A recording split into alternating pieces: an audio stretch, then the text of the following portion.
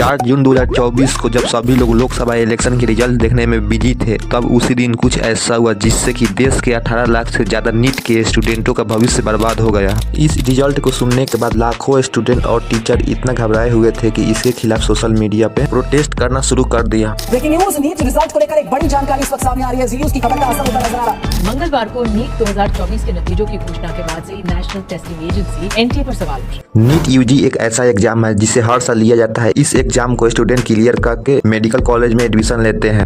NEET एक ऐसा exam है जिसके लिए माँ बाप अपने जीवन का पूरी कमाई खर्च कर देते हैं सिर्फ अपने बच्चों को डॉक्टर बनते हुए देखने के लिए। ऐसा एग्जाम जिसके प्रेशर से स्टूडेंट सुसाइड भी कर लेते हैं।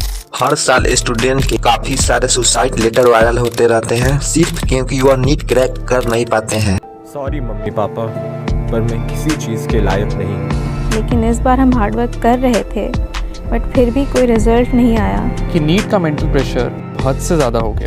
इतना हार्ड वर्क और इतना प्रेशर लेने के बाद भी यह एग्जाम क्रैक ना हो, बल्कि इस एग्जाम को अमीर परिवार के बच्चे पैसे देके क्वालिफाई कर ले, और क्वालिफाई ही नहीं बल्कि रैंक 1 पे भी आए। इस स्थिति में गरीब परिवार के बच्चों पे क्या बीतेगा, जो कि काफी इंटेलिजेंट और काफी मेहनती हैं। तो दोस्तों 4 जून को एनटीए यानी नेशनल टेस्टिंग एजेंसी नीट का रिजल्ट जारी किया। इस रिजल्ट को देखने के बाद एकदम से सारे स्टूडेंट पैनिक हो गए, क्योंकि इस बार एक ऐसा अनबिलीवेबल बात देखी गई। 67 स्टूडेंट को एक साथ रैंक 1 मिल गया।